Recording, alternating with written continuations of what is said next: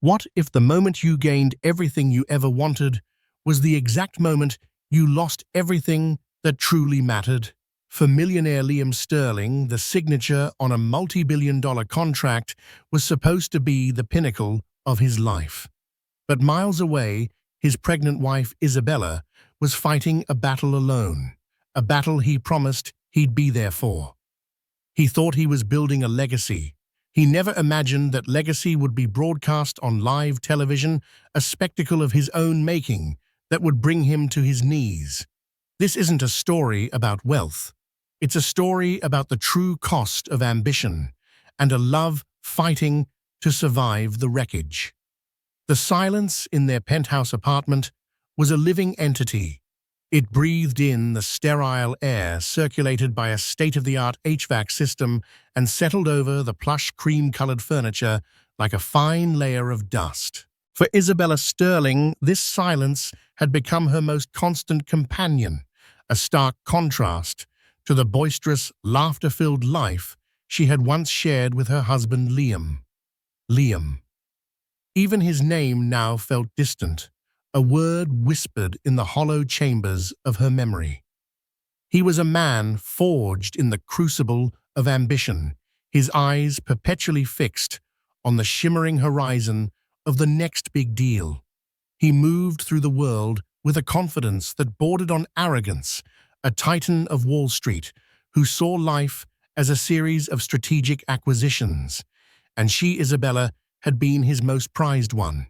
She remembered their beginning, a whirlwind romance that felt like a fairy tale.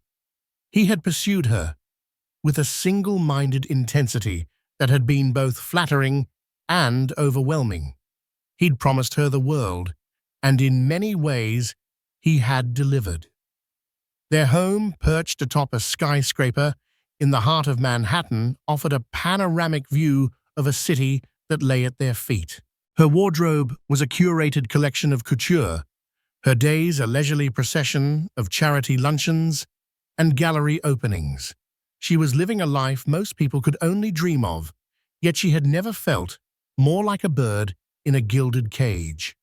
Now, at 8.5 months pregnant, the gilded bars of her cage felt more constricting than ever.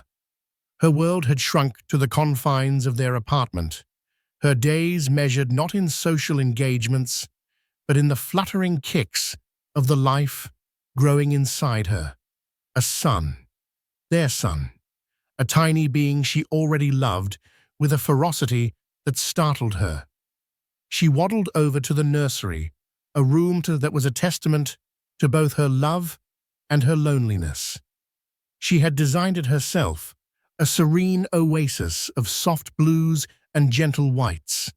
A hand-carved crib from Italy stood in the center, a fluffy, cloud-like mobile hanging above it. Every tiny detail, from the hand-stitched quilt to the row of classic children's books lining the shelves, had been chosen with meticulous care. It was a room waiting for a life to begin, a family to be complete. But as she stood in the doorway, a familiar ache settled in her chest. A family she thought required more than just a mother and a child. It required a father. Liam had been physically present for most of her pregnancy, but his mind had been elsewhere. He was consumed by what he called the deal of a lifetime, a merger that would not only cement his legacy, but would also catapult his company into the stratosphere. He spoke of it in hushed, reverent tones, his eyes gleaming with a passion she hadn't seen directed at her in a very long time. "This is it, Izzy," he'd said to her just this morning, his voice buzzing with an almost manic energy. He was already dressed in a bespoke suit, his tie perfectly knotted, his phone pressed to his ear. "This is for us, for our son. He'll never have to want for anything." She had simply nodded her hand, resting on the swell of her belly. What she wanted to say was, "He will want for his father," but the words had died on her lips. She had learned long ago that competing with Liam's ambition was a losing battle. He had promised her, though. A promise whispered in the dead of night, his hand tracing lazy circles on her burgeoning stomach. "When the time comes, I'll be there," he had vowed. "Nothing in the world will keep me from seeing our son being born." A promise. One of many that had been broken over the years, chipped away by late-night meetings and last-minute business trips. But this one she had clung to with a desperate hope. This one had to be different.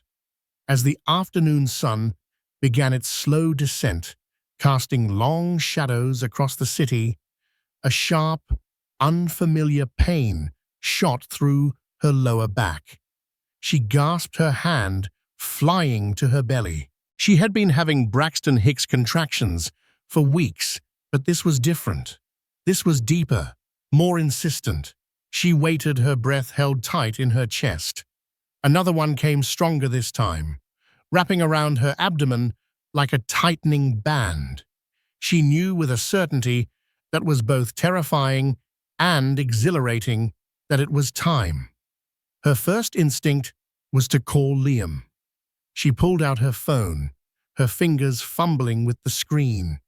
She dialed his number, the one he had assured her was for emergencies only. It rang once, twice, and then went to voicemail. "The person you are trying to reach is unavailable. Please leave a message." She tried again, and again. The same result. A cold dread began to seep into her veins, a dread that had nothing to do with the impending pain of childbirth. He had turned his phone off. He had promised he wouldn't. She sank onto the sofa, the plush cushions offering little comfort. Outside, the sky was darkening, the city lights beginning to twinkle to life. A city of millions, and yet she was utterly, completely alone. The silence of the penthouse was no longer just a companion. It was a threat, a suffocating presence that echoed the emptiness in her heart. The contractions were coming faster now, a relentless rhythm that was pulling her further and further into a storm she would have to weather on her own. And as the first drops of rain began to splatter against the window pane, Isabella Sterling knew that the legacy Liam was so desperately trying to build was being written in this very moment, in the silent, lonely drama of his wife going into labor alone. The storm that had been brewing over the city finally broke, unleashing its fury with a vengeance. Rain lashed against the windows of the penthouse, driven by a wind that howled like a mournful beast. The sky, once a canvas of dusky oranges and purples, was now a roiling mass of black and grey. For Isabella, the storm outside was a mirror to the tempest raging within her. The contractions were no longer gentle reminders. They were powerful, all-consuming waves of pain that stole her breath and left her trembling. She tried to remember the breathing exercises from her prenatal yoga class, but the panic clawing at her throat made it impossible to focus. Inhale, exhale. The simple act of breathing felt like an insurmountable task. She called Liam's office, a desperate last-ditch attempt. A polite but firm secretary informed her that Mr. Sterling was in a very important meeting and could not be disturbed. "Can I take a message?" the secretary had asked, her voice devoid of any real concern. Tell him his wife is in labor," Isabella had managed to say, her voice cracking. She wasn't sure the message would even be delivered. Liam had created a fortress around himself, a fortress designed to keep the world and apparently his family at bay. Tears streamed down her face, hot and silent. They were tears of pain, of fear, but mostly of a profound and heart-wrenching loneliness. This was the moment she had dreamed of and dreaded in equal measure. The birth of her first child, a moment that was supposed to be shared, a memory to be forged in the crucible of love and support. Instead, she was facing it alone, a solitary soldier on a terrifying battlefield. A sudden, fierce contraction brought a cry to her lips. She doubled over, clutching a decorative pillow to her chest, as if it could absorb some of the pain. It was in that moment of utter despair that she heard a tentative knock on her door. "Isabella, are you okay in there?" It was Maria, her neighbor, from the apartment across the hall. Maria was a woman in her late 60s, a retired nurse with a kind face and eyes that held the wisdom of a life fully lived. She had been a quiet but constant presence in Isabella's life since she had moved in, always ready with a warm smile or a plate of homemade cookies. Isabella, with great effort, managed to get to her feet and open the door. The sight of Maria's concerned face was like a beacon in the darkness. "Oh, you poor dear Maria," said her eyes, taking in Isabella's tear-streaked face and the way she was clutching her belly. "It's time, isn't it?" Isabella could only nod, a fresh wave of tears blurring her vision. "Where's your husband?" Maria asked, her voice gentle but with an undercurrent of disapproval. "He's in a meeting," Isabella whispered the words, tasting like ash in her mouth. Maria's lips thinned. "A meeting," she repeated, her tone making it clear what she thought of a meeting that was more important than the birth of his child. "Well, we're not waiting for him. Go and get your hospital bag. I'll call for a car." While Maria was on the phone, her voice firm and commanding as she arranged for a car service that would brave the storm, Isabella's mind drifted to another man in another place. Miles away in the hushed, opulent dining room of Per Se, a restaurant that boasted 3 Michelin stars and a view of Central Park that was almost as breathtaking as its prices, Liam Sterling was at the height of his power. The air was thick with the scent of truffle oil and success. He sat at the head of a long, polished table, surrounded by the steely-eyed titans of finance he was about to make his partners. The murmur of conversation was a symphony of power and influence, a language Liam understood better than any other. He laughed at a joke, his voice smooth and confident. He swirled the deep red wine in his glass, a vintage that cost more than most people's monthly rent. He was in his element, the master of his universe. His personal phone, the one Isabella had been desperately calling, lay dormant in his briefcase, switched off as per his strict no distractions policy during important negotiations. His work phone, however, was on the table, a sleek black monolith that was his true lifeline. The final details of the merger were being ironed out, the culmination of months of ruthless planning and sleepless nights. The prize was within his grasp, a multi-billion-dollar empire that would make the name Sterling synonymous with power. He felt a thrill course through him, a potent cocktail of adrenaline and ambition. This, he thought, was what it felt like to be alive. He raised his glass, the crystal clinking against those of his soon-to-be partners. To the future, he said, his voice ringing with triumph. At that exact moment, back in the hallway of their apartment building, Maria was helping a trembling Isabella into her coat. "The car is downstairs," she said, her voice a soothing balm on Isabella's frayed nerves. "We're going to get you to the hospital, my dear. You are not alone. I'm with you." As they stepped into the elevator, the polished steel doors sliding shut, Isabella took one last look at the door to her apartment, her home, her gilded cage. It looked cold and empty, a monument to a life that was about to be irrevocably changed. She was leaving it behind, stepping out into the storm, with or without the man who had promised to be her anchor.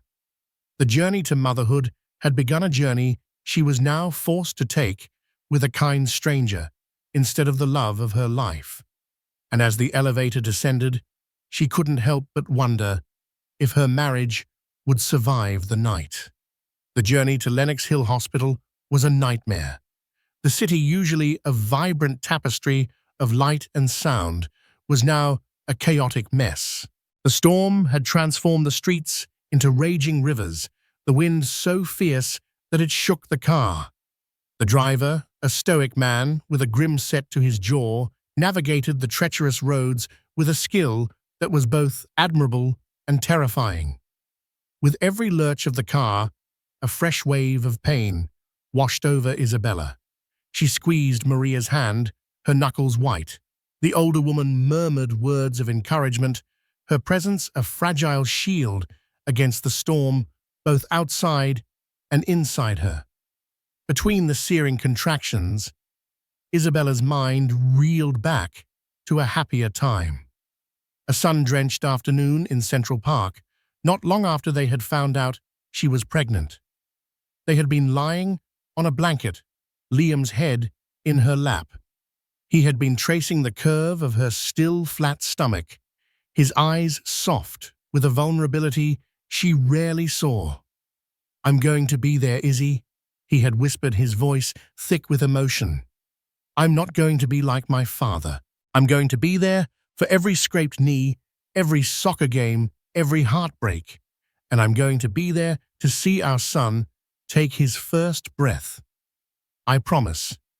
His father, a man who had been a ghost in Liam's life, a cautionary tale of a brilliant but absent patriarch who had prioritized his business over his family. A man Liam had sworn he would never become. A tear escaped her eye and traced a cold path down her cheek.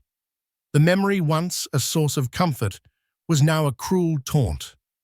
The promise, once a sacred vow, was now just another broken piece of their shattered life. Back at Per Se, the atmosphere was jubilant. The deal was done. The contracts were being signed, the expensive pens gliding across the thick, creamy paper. Liam felt a surge of triumph, so powerful it was almost dizzying. He had done it. He had conquered his own personal Everest. His secondary phone, a cheap burner he kept for emergencies of a different kind, buzzed in his briefcase. He ignored it. Nothing could pierce the bubble of his success. He was on top of the world, a king surveying his newly acquired kingdom.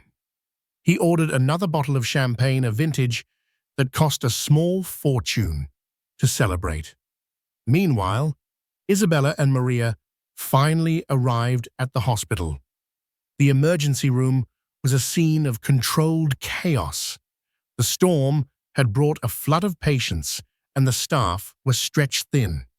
Maria, with her years of nursing experience, took charge, her voice cutting through the noise and confusion.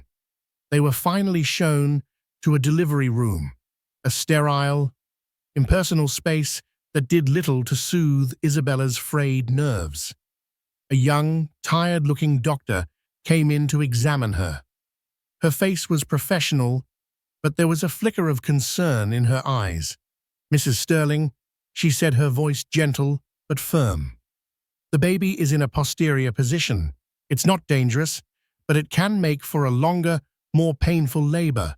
And your blood pressure is a little high. We need to monitor you closely." The words hit Isabella with the force of a physical blow. A longer, more painful labor. And she was already so exhausted, so emotionally drained. The thought of enduring hours, more of this alone, was almost too much to bear. She looked at Maria, her eyes pleading. The older woman squeezed her hand, her touch a lifeline in a sea of despair. "We'll get through this," she said, her voice a steady anchor in Isabella's storm. "You are stronger than you think." But as another contraction ripped through her, stronger and more brutal than any that had come before, Isabella wasn't so sure. She felt like she was on the brink of a precipice, staring down into an abyss of pain and fear. And the man who was supposed to be holding her hand, The man who had promised to be her rock was miles away, celebrating a victory that had cost him everything. Liam Sterling felt invincible. The ink was dry, the handshakes exchanged, the future secured. He and his new partners had moved from the rarefied air of Per Se to a sleek, exclusive cocktail lounge downtown. The mood was electric, a palpable hum of testosterone and triumph. The world was his oyster, and he had just cracked it wide open.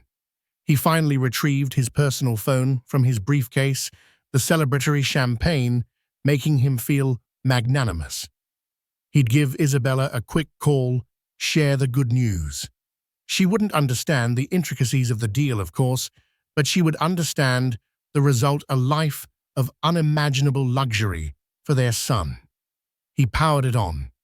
The screen lit up, and then it began to vibrate uncontrollably, a frantic, desperate buzzing. A torrent of notifications flooded the screen.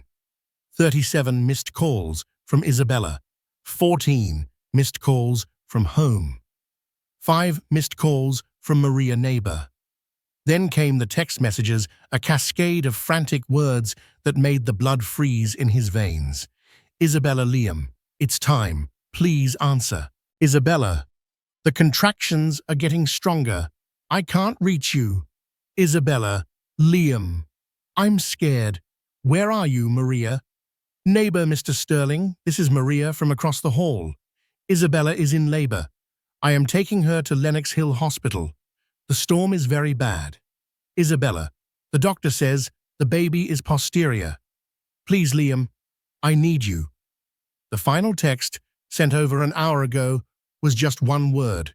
Please.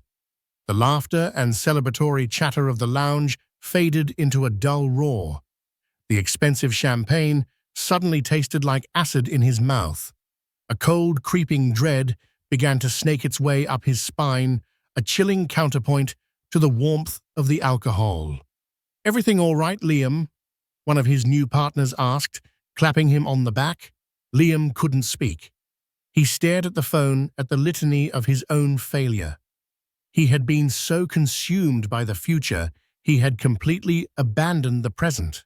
The most important moment of his life was happening without him, and it was entirely his own fault.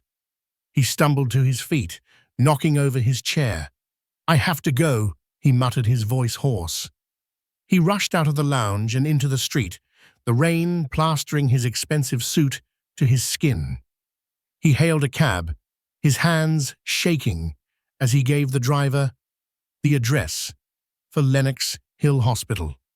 The city was still in the grip of the storm. The traffic, a tangled mess. The journey was agonizingly slow, every red light a fresh torment. He tried calling Isabella's phone. It went straight to voicemail. He tried Maria's number. No answer. The dread in his gut twisted into a knot of pure terror. He was a man who was used to being in control, to bending the world to his will. But in this moment, he was utterly powerless, a prisoner in a yellow cab, crawling through a city that seemed to be conspiring against him. Meanwhile, back at the lounge, he had just fled. The celebration continued. The television above the bar, which had been showing a sports game, was switched to the local news. The main story, of course, was the storm. The storm, which has been upgraded to a Category 1 hurricane, is causing widespread flooding and power outages across the city, the news anchor said, her face grim. We have live footage from our reporter on the scene, near Lenox Hill Hospital, where a crane has collapsed at a nearby construction site due to the high winds. The screen cut to a chaotic scene. Rain was lashing down, the wind whipping through the streets. Fire trucks and ambulances crowded the area, their flashing lights painting a terrifying tableau. The camera zoomed in on the wreckage of a massive construction crane which had buckled and fallen, crushing a section of the street below. It is a scene of utter devastation, the reporter said, her voice strained over the roar of the wind. Emergency services are working tirelessly to secure the area and search for any potential victims. The camera panned across the debris-strewn street, lingering on the flashing lights of an ambulance. For a split second, something caught the light. A small, brightly colored object lying amidst the chaos and the rain. It was a hand-knitted baby blanket, a whimsical pattern of blue and white clouds. A blanket that was identical to the one Isabella had spent months knitting, the one she had lovingly packed in her hospital bag. Liam's cab was stuck in a gridlock of emergency vehicles a few blocks from the hospital. The air was filled with the frantic wail of sirens.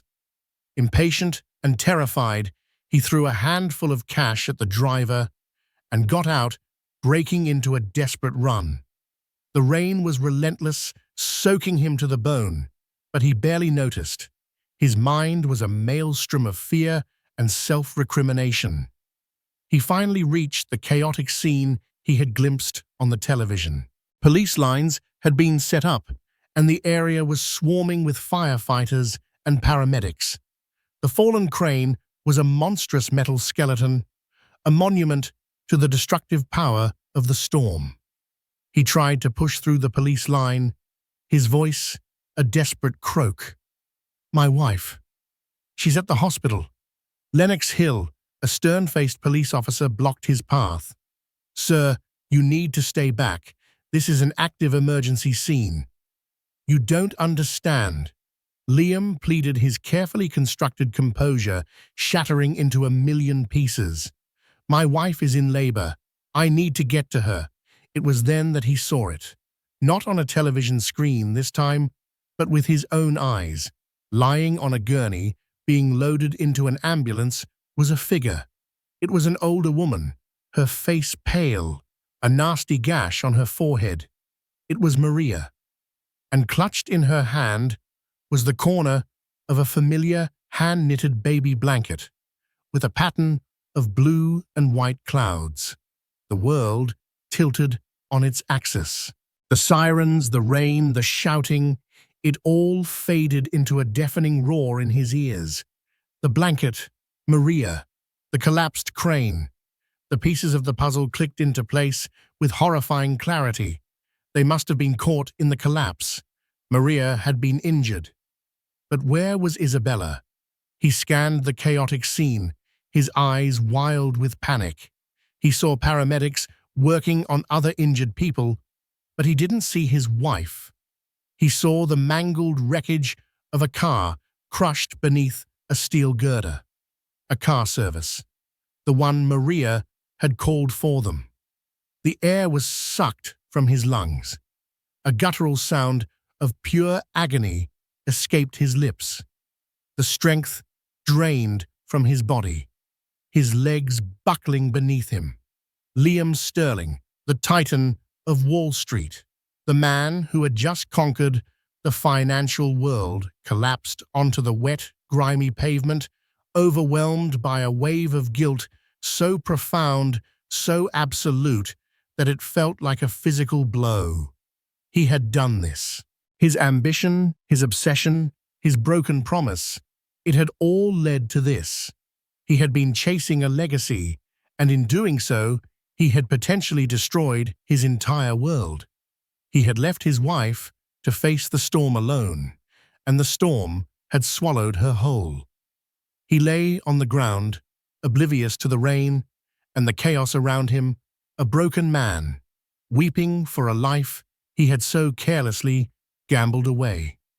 The image of the baby blanket, a symbol of his wife's love and his own failure, was burned into his mind. The deal of a lifetime had become the failure of a lifetime. And in that moment of utter devastation, Liam Sterling knew that no amount of money or power could ever absolve him of his guilt. He had gained a kingdom, but he had lost his queen, and with her the heir he had never even had the chance to meet. A paramedic knelt beside Liam. his voice a distant muffled sound through the roaring in Liam's ears. Sir, can you hear me? Are you injured?" Liam's injuries were invisible, etched onto his soul. He couldn't respond, couldn't form words. His mind was a slideshow of horrors. The mangled car, the wail of the sirens, Maria's pale face, and the small, brightly colored baby blanket, a beacon of love in a landscape of devastation. He scrambled to his feet, a wild, desperate energy surging through him. He had to know. He grabbed the paramedic's arm, his grip surprisingly strong. "My wife," he gasped the words, tearing from his throat. "Isabella Sterling. She was with the woman on that gurney. The blanket. Was she—" He couldn't finish the sentence. To speak the words would be to make them real. The paramedic, a young woman with weary, compassionate eyes, saw the sheer terror on his face. She understood this was not a man in physical distress, but one whose world had just imploded. "Stay here, sir. Let me check," she said, her voice firm but kind. The moments that followed were the longest of Liam's life. He stood shivering in the torrential rain, a ghost amidst the flashing lights and frantic activity. He was a man who commanded boardrooms, who moved markets with a single word. Yet here he was utterly powerless, waiting for a stranger to deliver the verdict on his life. He saw his future branching into two distinct paths, one of unbearable, unending grief, and another he didn't dare imagine. The paramedic returned her expression unreadable. Liam's heart stopped. "Sir," she began, and he braced himself for the blow. "We have a record of an Isabella Sterling. She was admitted to Lenox Hill's maternity ward over an hour ago. She's on the 5th floor." She paused, then added, clarifying the image that had shattered him. "The other woman, Maria, was with her. It seems Ms. Sterling forgot something in the car. Maria went back to get it for her just as the crane came down. Your wife was never outside. She's safe. Safe." The word didn't register at first. It was alien, impossible. Then it crashed over him in a dizzying, nauseating wave. Relief so potent and absolute buckled his knees again. It wasn't the clean, pure relief of joy, but a messy, agonizing relief, intertwined with the acid of his guilt. Isabella was safe. His son or daughter was safe. He hadn't killed them. The thought was so overwhelming, he choked, gasping for air. He didn't deserve to breathe. He mumbled his thanks, his voice hoarse, and began a desperate, stumbling run towards the hospital entrance. This was his walk of shame. His bespoke suit, now soaked and stained, clung to him like a shroud. His hair was plastered to his forehead, his face pale and gaunt. He pushed through the automatic doors and into the sterile brightness of the lobby, a wild creature invading a place of healing. People stared, nurses, orderlies, other waiting families. They saw a man who looked broken, and they were right. He found the elevators, his reflection in the polished steel doors, a grotesque caricature of the man he was just hours ago. He ascended to the 5th floor in a metal box, each floor a new level of his personal hell.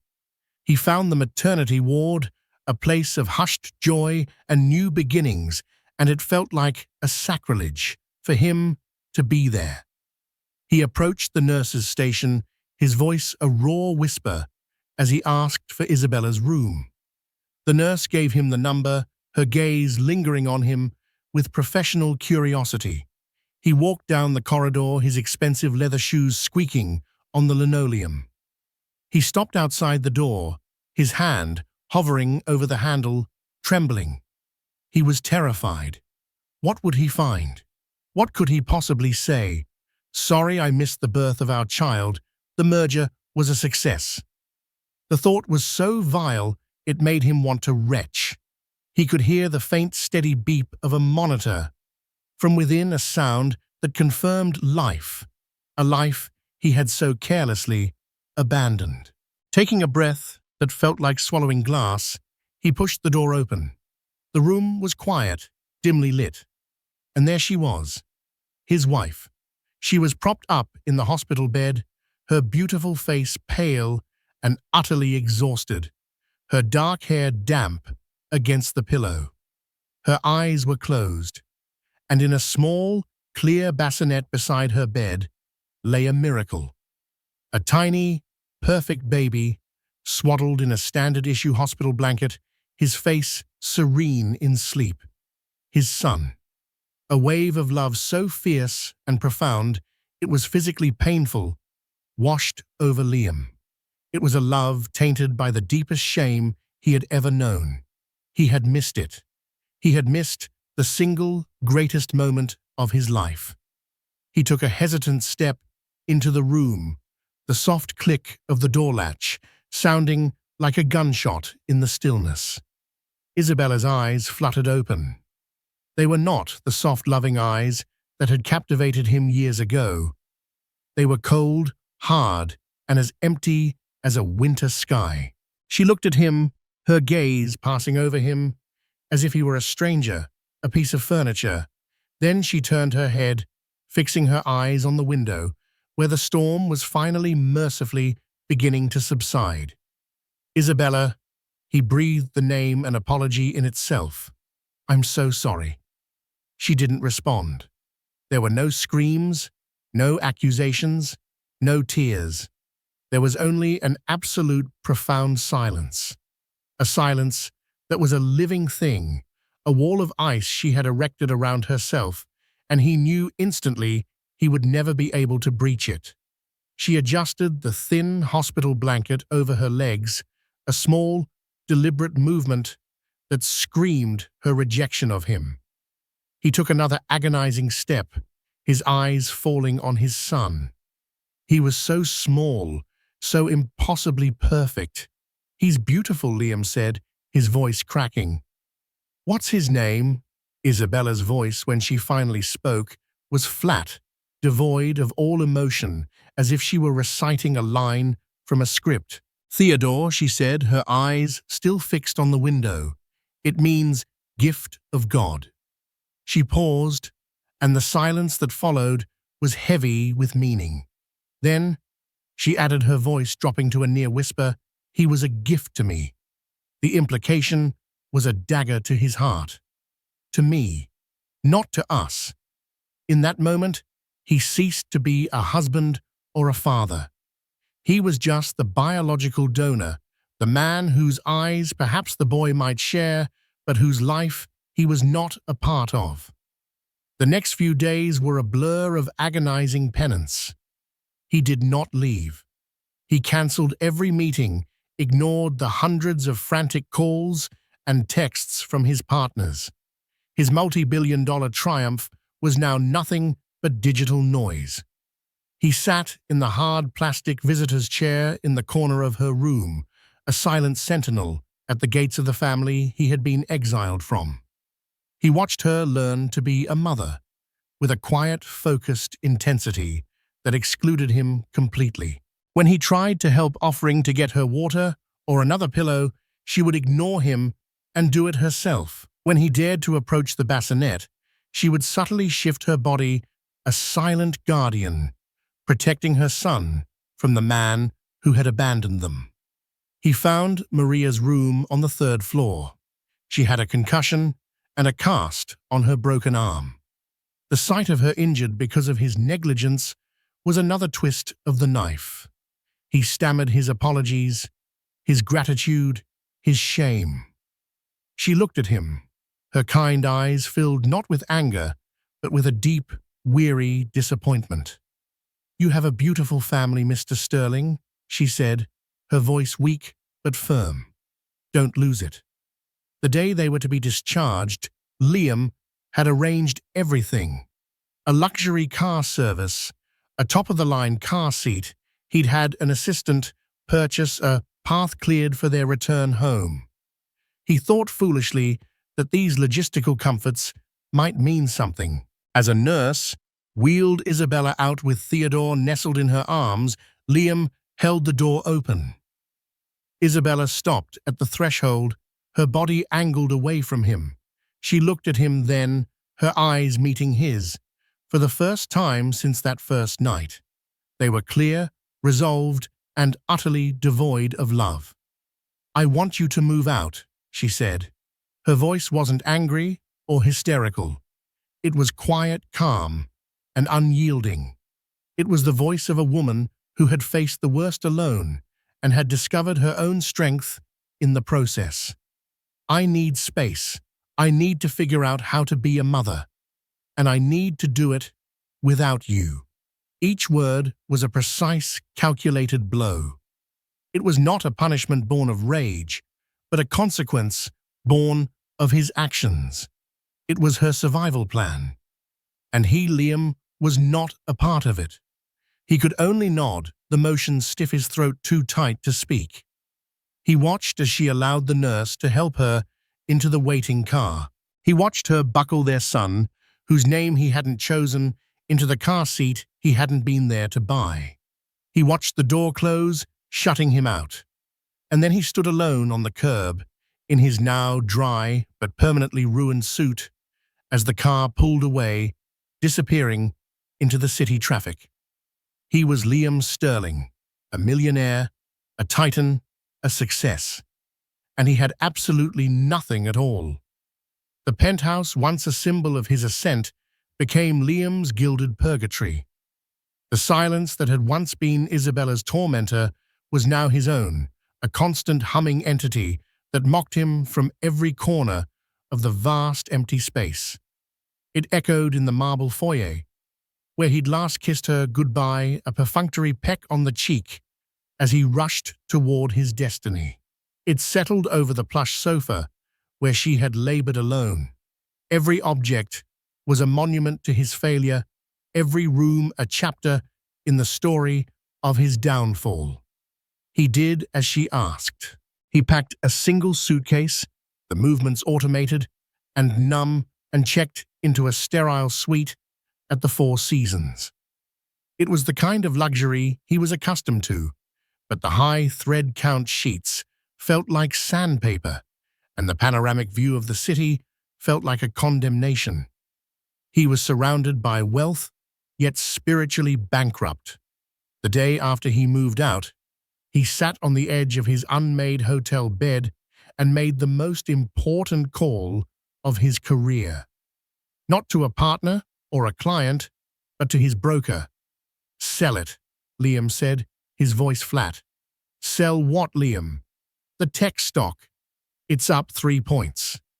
"Everything," Liam clarified, his gaze fixed on a framed abstract painting on the wall, a swirl of chaotic colors that mirrored the tempest in his soul.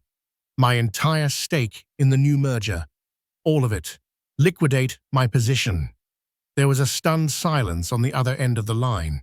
His broker stammered, convinced Liam was having a breakdown, that the pressure had finally cracked him. He warned of the consequences, the market reaction, the fortune he'd be walking away from. Liam listened unmoved. The numbers, once the gospel by which he lived, were now just meaningless figures. He had been chasing a legacy of glass and steel, only to discover that the only legacy that mattered was one of flesh and blood, and it was a legacy he had nearly shattered. With the machinery of his old life dismantled, he began the most difficult project he had ever undertaken, the slow, painstaking reconstruction of his family. He began to court his wife again, not with the grand, sweeping gestures of their early romance, but with the quiet, humble acts of a penitent. He knew flowers and diamonds would be an insult. Instead, he focused on the things that mattered. He remembered she loved a specific artisanal sourdough from a bakery in Soho, so he had a fresh loaf delivered every morning. He knew she was too exhausted to cook, so he arranged for meals from her favorite healthy restaurant to arrive each evening timed perfectly for after she put the baby down. He sent diapers, formula, organic baby clothes, a silent, steady stream of support that asked for nothing in return. And every single day, without fail, a single white rose would arrive at her door. No card, no message, just the rose. It was a symbol of his apology, a daily renewal of his vow to be better. He asked for only one thing: to see his son. After a week of his silent offerings, she relented. Her text message was brief and devoid of warmth, but it was a door cracked open. 1 hour. Every day at 4 p.m. Don't be late. That hour became the focal point of his existence. He would arrive at the penthouse, his heart pounding, a nervous rhythm against his ribs. The first few times he'd find Theodore asleep in his crib, a tiny perfect creature who was a stranger to him. Liam would just stand there, watching the gentle rise and fall of his son's chest, mesmerized. A love so fierce and primal it physically ached, swelled within him, immediately followed by the crushing weight of his guilt. He learned. Clumsily at first, his large, capable hands that had signed billion-dollar contracts, fumbled with the delicate tabs of a diaper. He struggled to warm a bottle to the perfect temperature, his brow furrowed in concentration. He was a titan of industry, reduced to a bumbling novice by a 7-pound infant.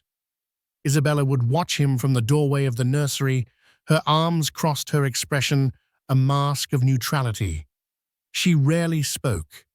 Her silence was a wall, and he knew that every correctly fastened diaper, every successfully warmed bottle, was just a single tiny chip against its massive surface. But he kept showing up, on time, every single day. One afternoon, about a month after Theodore was born, the baby was inconsolable.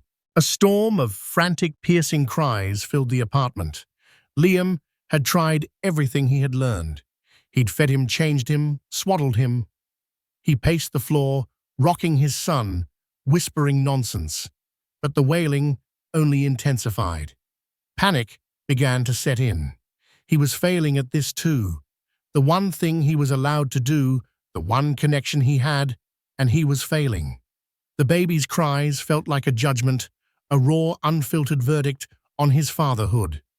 Frustration and despair welled up in him, and his own eyes began to burn with tears. Suddenly, Isabella was there. She moved past him without a word, and gently took Theodore from his arms. The transfer was fluid, instinctual. She held the baby against her shoulder, her hand rubbing his back in a slow, steady, knowing rhythm.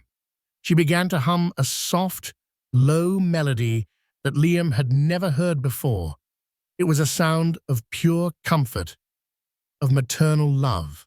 Within moments, Theodore's cries subsided into whimpers, and then, with a shuddering sigh, his tiny body relaxed against his mother's. Liam stood by a useless spectator, his heart feeling like it was being squeezed in a vice. He was an outsider in this sacred circle of two. The image of her effortless, innate connection with their son was the most painful illustration yet of everything he had missed. "I'm sorry," he whispered, the words raw and broken. "I'm so sorry I wasn't there. For you. For him." Isabella didn't look at him, her cheek resting on the top of Theodore's head. Her voice, when she spoke, was quiet, almost carried away by the humming. "He had your eyes. You know," she said. "The first time they placed him in my arms after everything, the first thing I saw was that he has your eyes." The words struck him with the force of a physical blow. It wasn't forgiveness. It wasn't an invitation back into her heart, but it was a connection. It was an acknowledgement that he was a part of this child, a part of this story. It was the first crack in the wall of her silence, the first glimmer of a future he had believed was lost to him forever. He didn't dare speak, afraid that any word he uttered would shatter the fragile peace of the moment. The reconstruction continued brick by painstaking brick. The seasons turned. The crisp air of autumn gave way to the biting cold of winter. The 1-hour visits sometimes stretched to 2. Isabella began to leave the door unlocked for him.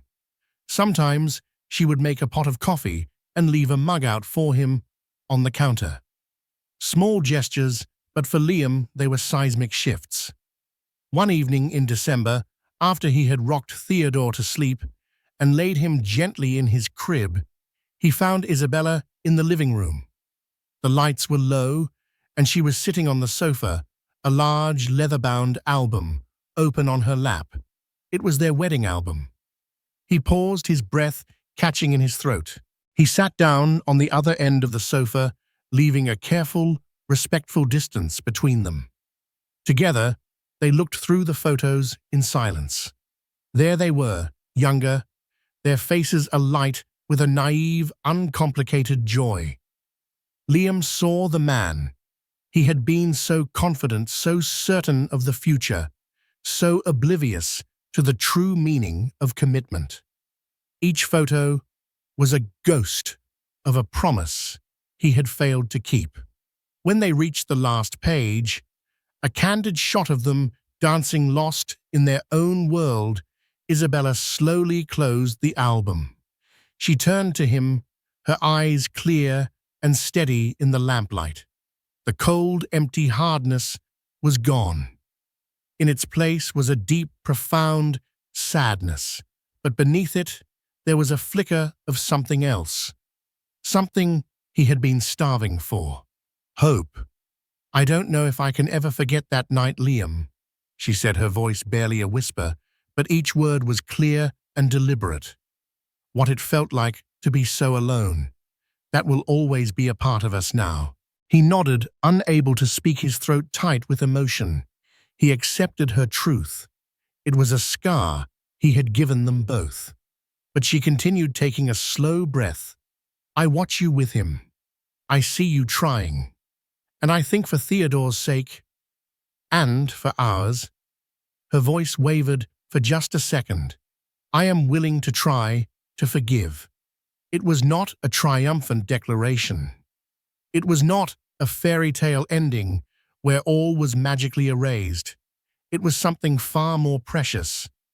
It was a choice, a difficult, courageous choice to begin again. Liam felt a tremor run through him, a release of months of tension and fear. He reached out his hand, hesitating in the space between them, before he gently took hers. Her fingers were cool, but they didn't pull away. They rested in his a fragile truce. They sat there for a long time in the quiet of the penthouse as the snow began to fall outside, blanketing the city in a clean white sheath. They were no longer the millionaire and his beautiful wife. They were just a man and a woman, a father and a mother. Two scarred people who had weathered a devastating storm and were now tentatively facing the dawn. The legacy Liam Sterling would leave behind would not be etched on the skyline of New York City.